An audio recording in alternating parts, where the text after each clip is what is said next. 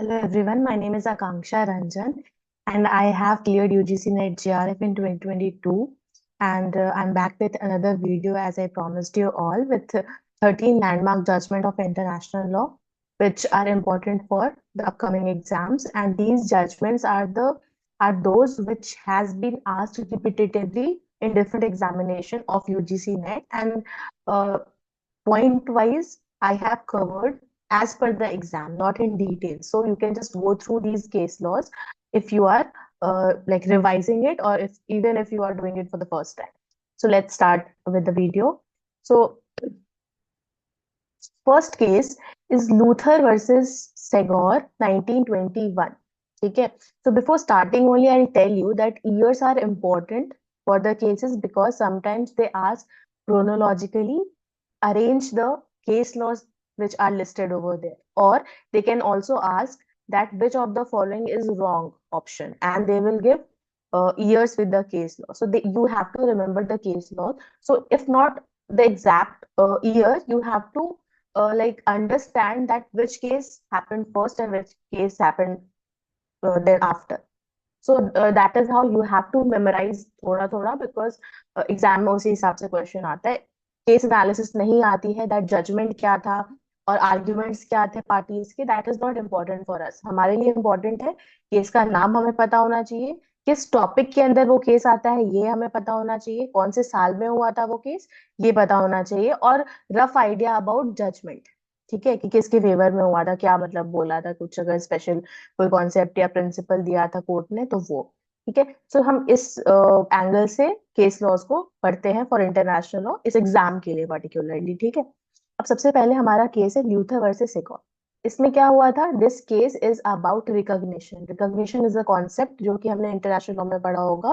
De facto and D jure recognition होता है, उसके अंडर ये वाला केस लॉ आता है. 1921 का केस है. ठीक है, यहाँ पे क्या हुआ था कि जो लूथर है ये एक टिम्बर कंपनी है जो कि जिसकी फैक्ट्री जो है रशिया में एस्टैब्लिश की थी ब्रिटिश ने. ठीक है, एंड देन जो कंपनी एस्टैब्लिश हो गई थी रशिया में, उसके बाद रशिया में नेशनलाइजेशन हुआ. ठीक है, नेशनलाइजेशन होने से पहले डी जूरे रिकॉग्निशन मिल गया था सोवियत गवर्नमेंट को. ठीक है, after giving the recognition that country nationalise these factories. अब ये जो फैक्ट्रीज है ये नेशनलाइज्ड हो गई, उसके बाद उन्होंने किसी को बेचा.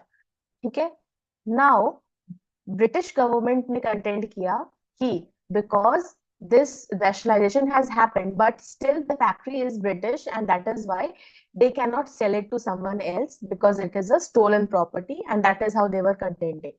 And the judgment was about कि कैसे, बिकॉज डी जूरी रिकॉग्निशन हो चुका है उस स्टेट का, उस गवर्नमेंट का, आफ्टर दैट अगर नेशनलाइजेशन करके they are selling it to someone, that is perfectly valid and that is legal. ठीक है, so this case is about de jure recognition. Once de jure recognition has been given, then the country and the government has all the powers to proceed with further documents and further enforcement of those things. So that is how this case is important. तो हमारे लिए इसमें important क्या है, पहला 1921 में ये case आया था, रिकॉग्निशन के अंडर ये केस आता है. इस केस के अंडर कोर्ट ने बोला था कि कोई इंटरफेरेंस नहीं होगा, सोवरेन इक्वालिटी होती है अगर एक बार उसकी टेरिटरी पे डी जूरी रिकॉग्निशन दे दिया गया है. ठीक है, तो इंग्लिश कोर्ट को एक्सेप्ट करना पड़ेगा जो भी रशिया गवर्नमेंट कर रही है अपनी टेरिटरी के अंदर. Clear? Now next case is Danzig railway official case 1928. ठीक है, ये सेकंड केस है. यहाँ पे इस केस के अंदर बहुत ज्यादा डिटेल में हमें जानने की जरूरत नहीं है. ये केस एक दो बार नाम मेंशन हुआ है कुछ क्वेश्चंस के अंदर ऑप्शन में, that is why I have taken it. So this case is decided by permanent court of international justice. यहाँ पे दिस इज बेसिकली, आपने इंटरनेशनल लॉ में पढ़ा होगा कि सब्जेक्ट्स कौन कौन हो सकते हैं. इंडिविजुअल भी सब्जेक्ट हो सकता है, स्टेट भी सब्जेक्ट हो सकता है, और दोनों भी सब्जेक्ट हो सकते हैं. तो दिस केस इज अबाउट कि कैसे सब्जेक्ट किसके, इंटरनेशनल लॉ के. ठीक है, तो दिस केस इज अबाउट कैसे इंडिविजुअल्स भी इंटरनेशनल लॉ के सब्जेक्ट हो सकते हैं. तो यहाँ पे जो भी अग्रीमेंट हुआ था ना दिस सिटी ऑफ डैंजिंग और पोलैंड के बीच में अबाउट एम्प्लॉयमेंट राइट, तो उस अग्रीमेंट के अंदर जो भी राइट्स और ऑब्लिगेशन क्रिएट होते हैं वो खाली स्टेट के लिए नहीं होते हैं, बट कि इंडिविजुअल्स के लिए भी होते हैं. That was the whole concept in this particular case. That is sufficient for you to remember for this case. ठीक है. Then Paquete Habana case 1900. ठीक है. This case is from 1900 but it was decided in 1903. ठीक है. Now this case is about two Cuban fishing vessels जिसको US navy ने capture कर लिया था ड्यूरिंग दिस वॉर. ठीक है.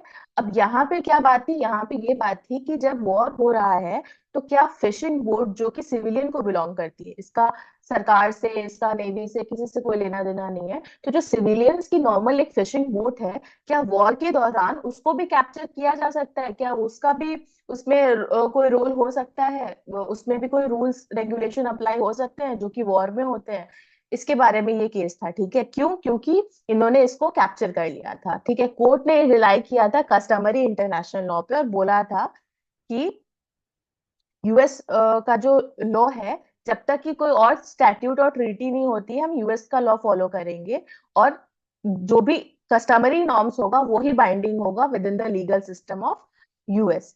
ठीक है. सो इसीलिए एज पर कस्टमरी लॉ ऐसा कहा जाता है कि जो सिविलियंस का जो भी वोट है और ये सब है, ये कैप्चर नहीं होगा. ठीक है. ये एग्जेम्प्ट है. तो सिमिलरली यही फॉलो किया जाएगा और वो जो क्यूबन का फिशिंग वेसल है उसको नहीं आप कैप्चर कर सकते हो, आपको छोड़ना पड़ेगा. क्यों? क्योंकि वो सिविलियंस को बिलोंग करता है. ठीक है. वो एग्जेम्पशन के अंदर आता है. सो ये भी कस्टमरी इंटरनेशनल लॉ की का जो कॉन्सेप्ट है उसके अंदर ये वाला केस भी आ सकता है. Paquete Habana case 1900 and decided in 1903.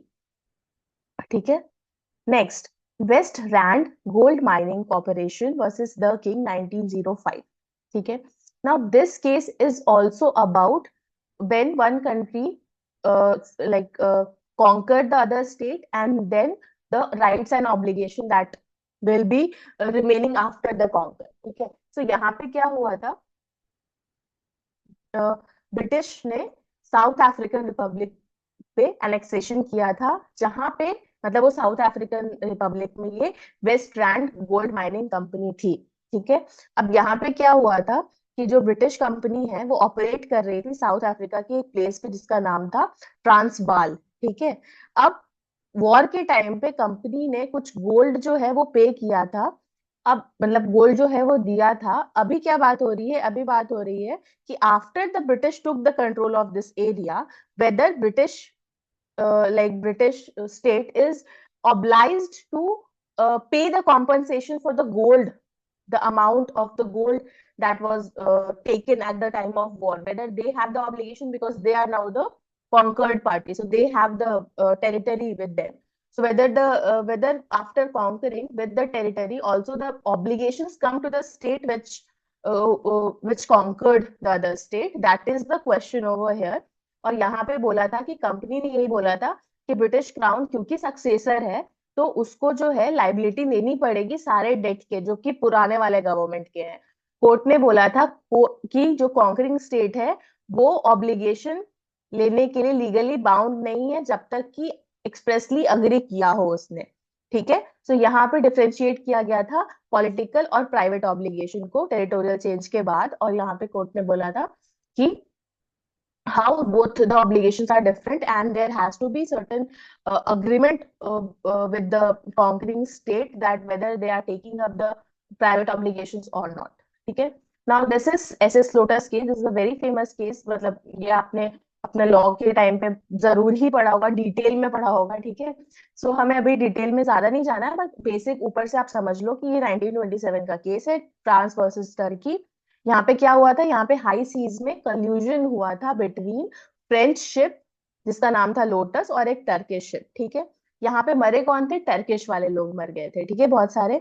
अब टर्किश वाले लोग क्योंकि मर गए थे तो टर्किश गवर्नमेंट जो है, जो स्टेट है, उसने अपने हाथ में ये इश्यू ले लिया था और उन्होंने बोला था कि हम एग्जीक्यूट करेंगे जो फ्रेंच ऑफिसर है जो कि रिस्पॉन्सिबल है इस एक्सीडेंट के लिए. ठीक है.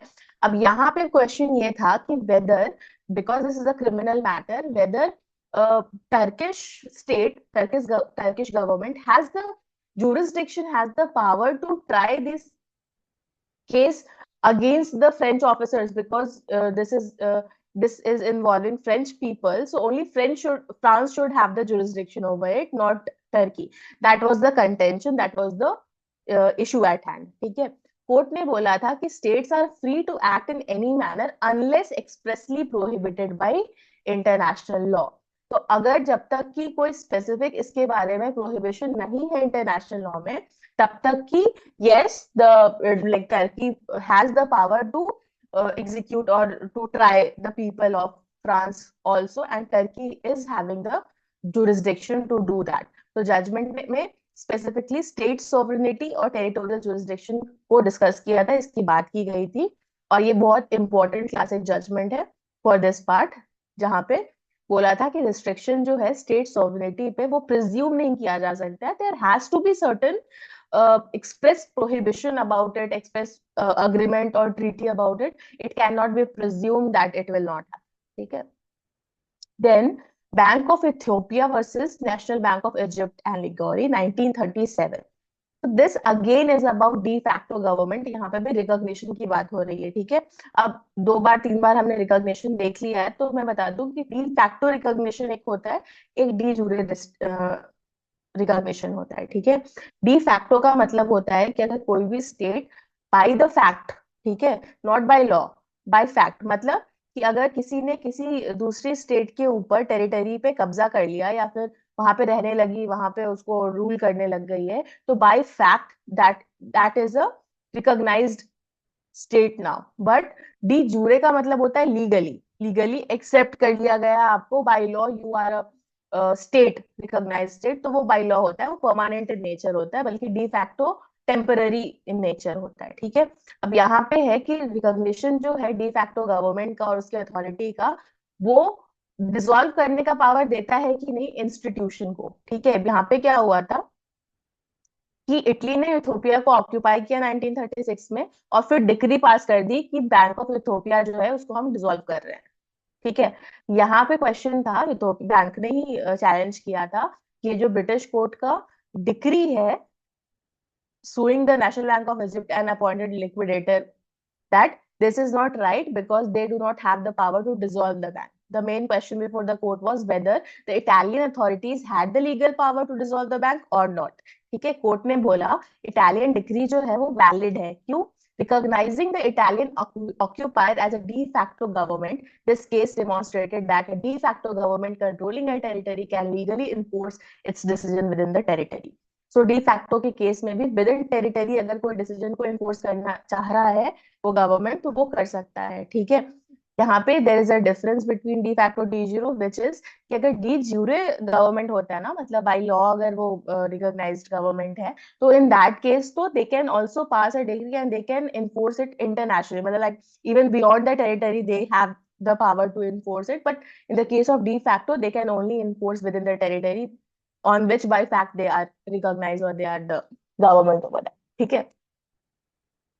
Then this Arantazazu Mendy case 1939. This again options के अंदर ये case mention हुआ है कई बार. That's why I have taken this. This is again about de facto and de jure. और यहाँ पे जो मैंने अभी अभी बोला, the court has ruled that de facto government has the control over state asset within the territory it controls, whereas a de jure government retains control over state asset abroad also. Okay, that is the difference, and this particular case has highlighted this like implication of these recognition in the international legal matters. Now Portugal versus India. अब यहाँ पे this is about the right to passage वाला point, ठीक है, concept of right to passage. अब right to passage क्या होता है कि जैसे अगर हम डोमेस्टिक लैंग्वेज में समझना चाहें, तो जैसे हम मेरा ये घर है और घर के पास से एक गली जाती है और मेरे घर के पीछे एक घर है, ठीक है। अब उस घर में जाने के लिए उसको मेरे ही रास्ते से, मतलब मेरे घर का ही घर के अंदर ही पड़ता है, बट वो पैसेज एक पतला सा, वहां से गुजर के उसको पीछे जाना पड़ेगा अपने घर पे, ठीक है। तो that is the right to passage that the person is getting. Similarly यहाँ पे क्या है, यहाँ पे ये जो दादरा एंड नगर हवेली एंड गोवा जो कि सराउंडेड है इंडियन टेरिटरी से, पोर्चुगल क्लेम कर रहे थे right to passage through the Indian land based, because they have to cross that area to get there, ठीक है, ऐसा समझ लो। आईसीजे ने बोला Portugal had a right to limited right of passage for civilians and goods and private person. तो right दिया, बोला कि हाँ ठीक है भाई, राइट तो पैसेज है, क्योंकि लॉजिकली रैशनली जहाँ पे जरूरत है वहां पे वो पैसेज मिलेगा। लेकिन इसका ये मतलब नहीं है कि आर्म्ड फोर्सेस और मिलिट्री मटेरियल्स के लिए भी वो राइट टू पैसेज आप एक्सरसाइज कर सकते हो, वो नहीं कर सकते हो आप। सिविलियंस के लिए आप कर सकते हो, ठीक है। यहाँ पे भी ये किस बेस पे ये जजमेंट दिया था कोर्ट ने, कस्टमरी राइट्स जो है उसके बेसिस पे किया था, कि कस्टमरी मतलब जो चलता हुआ आ रहा है बहुत टाइम से, ठीक है। उसके भी बहुत मतलब दो तीन पॉइंट्स आपने इंटरनेशनल लॉ में पढ़ा होगा, ओपिनियन जूरिस होना चाहिए, लॉन्ग टाइम से चल रहा होना चाहिए, एक्सेट्रा, ठीक है। देन नॉर्थ सी कॉन्टिनेंटल शेल्फ केस 1969। तो एसएस लोटस के बाद जो दूसरा केस है जो हमने डिटेल में अपने लॉ के टाइम पे पढ़ा है, वो है नॉर्थ सी कॉन्टिनेंटल शेल्फ केस, अगर आपने पढ़ा है तो, 1969 का। यहाँ पे आपको फोटो में दिख रहा होगा कॉन्टिनेंटल शेल्फ का एक पॉइंट दिया हुआ है, that part is considered as continental shelf. इसका मतलब क्या होता है, इफ यू डोंट नो, इसका मतलब ये होता है कि जैसे जहां से शुरू हो रहा है ना कॉन्टिनेंटल शेल्फ, आपको दिख रहा होगा from the right left side, तो उसके पहले तक तो उस कंट्री का पावर है ही, मतलब टेरिटरी है ही वहां तक का एक्सरसाइज करने का। बट ये जो कॉन्टिनेंटल शेल्फ वाला एरिया है, वो भी एक पॉइंट तक वो कंट्री जो है अपनी टेरिटरी एक्सरसाइज एक्सटेंड कर सकती है, समझ रहे हो। क्योंकि वो जो है वो कंप्लीटली दूसरे वाले पार्ट में नहीं आ रहा है, थोड़ा सा स्लोप एरिया होता है, तो वहां तक भी वो कर सकती है। अब वो डिसाइड कैसे होता है कि वो कहाँ तक का करेगा, उसके लिए ये केस है, मतलब उसी पे डिस्प्यूट होके ये केस हुआ, ठीक है।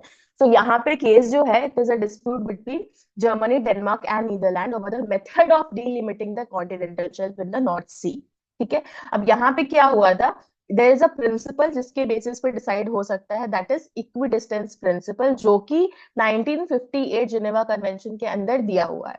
अब यहाँ पे क्या है, यहाँ पे जर्मनी बोल रहा है, मतलब this Germany state is saying that that is not a party to that convention. They have not ratified that convention, and because they have not ratified, then this convention cannot be binding on them. So which means that equidistant principle उन पे नहीं apply होगा, क्योंकि भाई हमने तो किया ही नहीं था उस पे ratify, तो हम पे क्यों आप वो अप्लाई कर सकते हो। That is the whole argument and contention of Germany. और कोर्ट ने भी इस केस में बोला कि हाँ, इक्विडिस्टेंस प्रिंसिपल जो है ये कोई पार्ट ऑफ कस्टमरी लॉ नहीं है अभी, considering the points which are required for becoming a customary international law. अभी इक्विडिस्टेंस को हम कस्टमरी इंटरनेशनल लॉ के अंदर नहीं मान सकते हैं, एंड दैट इज वाई, अगर वो नहीं मान सकते हैं तो those who are not part of Geneva Convention, for them equidistance principle cannot be enforced. So that is how court has said and defined how customary international laws are formed as well, ठीक है। तो Germany equidistance principle नहीं apply होगा, ये court ने बोला था। Then Barcelona Traction Lights and Power company 1970। तो इसका बहुत डिटेल में कुछ पढ़ने की जरूरत नहीं है, but this is related to diplomatic protection and shareholder rights in international law, that is sufficient. Because एक बार शायद आया था ये क्वेश्चन, और मतलब वो भी मैच द फॉलोइंग में जस्ट वैसे लगाने के लिए आया था, तो आप बस इसको ध्यान रख सकते हो, 1970 का एक बार आया था प्रोनोलॉजी में अप्लाई करने, ठीक है। देन आता है हमारा UK versus Iceland fisheries jurisdiction case, ठीक है। अब यहाँ पे क्या था, हाँ, तो फिशरी की लिमिट कितनी होगी, मतलब फिशरी जो कर सकती है एक स्टेट, वो कहाँ तक कर सकती है, क्या उसका एरिया कहाँ तक जाएगा, उसके लिए है। तो बेसिकली पहले तो आई थिंक 5 नॉटिकल माइल था, फिर वो 12 हो गया था, ठीक है। लेकिन यहाँ पे क्या हुआ था, यहाँ पे 50 माइल, 50 नॉटिकल माइल तक एक्सटेंड कर रहा था, और उसी के ऊपर डिस्प्यूट था कि ये इतना किया जा सकता है कि नहीं। आईसीजे ने बोला था कि जो एक्शन है ये वाला एक्सटेंड करने का, ये वायलेशन नहीं है इंटरनेशनल लॉ का। The case emphasized the sovereign right of coastal state over their natural resources, because उनका जो पूरा livelihood है, that is completely mostly dependent on fishing only, so the court did not limited them कि नहीं भाई तुम नहीं एक्सटेंड कर सकते हो। कोर्ट ने बोला था दोनों आपस में समझौता करो, नेगोशिएट कर लो गुड फेथ में, जो भी बैलेंस आप आपस में करना चाहते हो, आइलैंड और यूके, और उस हिसाब से डिसाइड कर लो कि कितना एक्सटेंड किया जा सकता है, ठीक है। नाउ बुर्किना फासो वर्सेस माली फ्रंटियर डिस्प्यूट 1986, ठीक है। इस केस में this case is also about the border delimitation, ठीक है। अब जब एक बार डीकोलोनियलाइजेशन हो गया, दो पार्टीज अलग अलग अभी जब हो रही हैं, दो कंट्रीज, तो उसके बाद जो बॉर्डर है वो किस हिसाब से बाइफरकेट होगी उसके बारे में है। ठीक है, यहाँ पे प्रिंसिपल एक यूज हुआ था, यूटी पॉसिडेंटिस जूरस, जिसका मतलब होता है जैसा कि कॉलोनियल रूल में आपने पजेस्ट किया था वैसा ही आप इंडिपेंडेंस के बाद भी पजेस्ट करोगे। तो जो डिलिमिटेशन है वो उसी के अकॉर्डिंग होगा। ठीक है, ताकि कोई टेरिटोरियल डिस्प्यूट ज्यादा फर्दर फ्यूचर में ना अराइज हो। तो that is how peaceful settlement हो जाएगा। ठीक है, तो this principle was established in this Burkina Faso versus Mali frontier dispute 1986। The last case for today, Nicaragua versus USA 1986। ठीक है, यहाँ पे it was about whether there can be intervention, unnecessary intervention by a state or not। तो यहाँ पे clearly court ने बोला था कि यूज ऑफ फोर्स जो है या फिर नॉन इंटरवेंशन जो इंटरनेशनल लॉ का प्रिंसिपल है ये फॉलो करना पड़ेगा। और यहाँ पे स्टेट सॉवरेनिटी, नॉन इंटरवेंशन और कस्टमरी इंटरनेशनल लॉ की बात की थी कोर्ट ने। ठीक है, so that is how this case was। Yeah, that's it for this video। Thank you so much for listening till now, and I hope this video is going to help you for the examination। And next video I'll be coming up with most probably tomorrow or day after tomorrow। And I would like you to please comment down below that what else you want me to make video on, because exams are coming and I don't want to make something which you don't require। So please let me know कि कौन से वाले topics आपको चाहिए, which are like crucial, जो आप ज्यादा time नहीं दे पा रहे हो उसको पढ़ने के लिए खुद से, तो वो मैं इसको शॉर्ट में वीडियो बना के आपको I would love to help you all। So yeah, thank you so much, and yes, please like, share and subscribe, because that is how I will be motivated and you will also get to know about the videos that I'll be uploading next। Okay, tata, bye bye, good night।